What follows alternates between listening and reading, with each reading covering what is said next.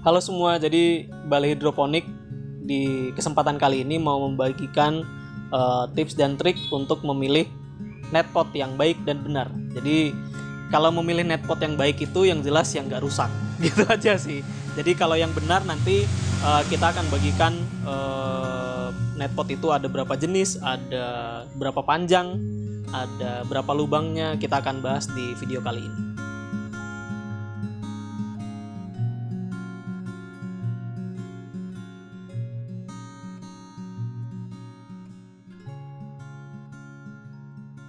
Jadi yang pernah dipakai Balai Hidroponik, kami pernah memakai dua jenis netpot. Jadi yang pertama namanya netpot jaring, ya kayak gini. Jadi di samping-sampingnya ini ada lubang-lubangnya, kemudian di bawah juga ada lubang.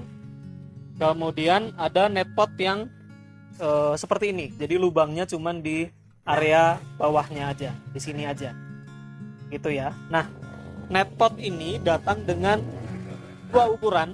Ada yang ukurannya 5 cm panjangnya, kemudian ada yang 7 cm panjangnya. Kegunaannya nanti untuk apa? Nanti kita bahas di video ini juga.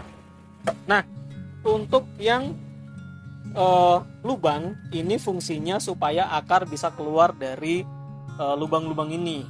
Nah, lubang ini juga berfungsi untuk, kalau yang di bagian bawah ya, itu untuk naruh flanel. Jadi kalau misalnya teman-teman nggak pakai guli, nggak pakai permukaan yang datar, teman-teman bisa pakai flanel untuk menarik air. Jadi ini fungsinya sebagai sumbu.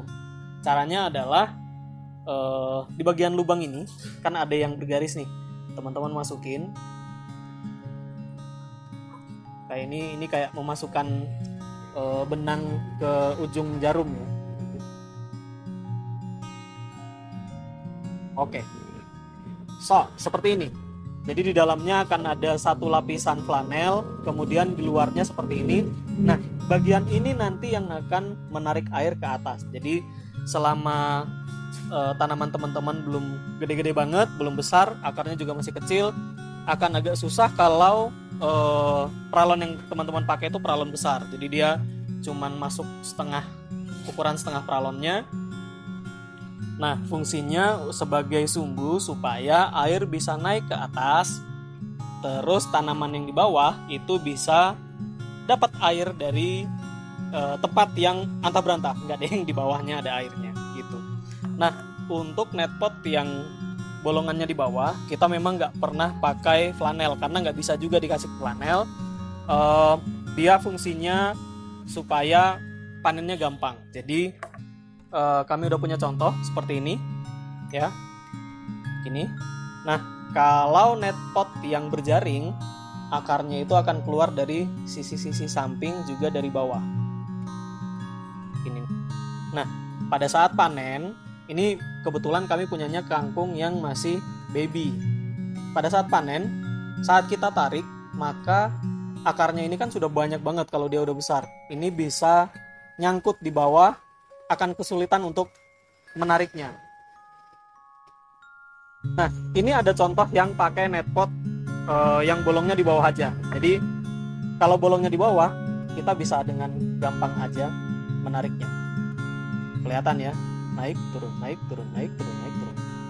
Nah, ini juga berfungsi untuk teman-teman memilih sayuran yang akan teman-teman panen. Jadi kayak kangkung khususnya, kemudian bayam, dia kan akarnya panjang banget, banyak banget. Nah, teman-teman bisa memilih netpot yang bolongannya seperti ini.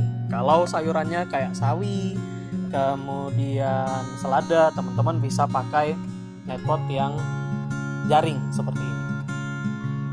Gitu.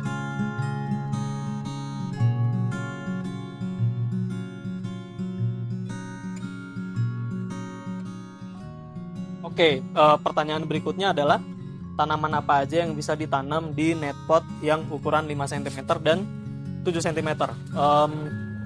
Jawabannya agak banyak sih. Jadi rata-rata sayuran yang ukurannya kecil. Jadi dia kayak sawi, selada, kangkung, kemudian daun mint juga bisa, kemudian apapun itu yang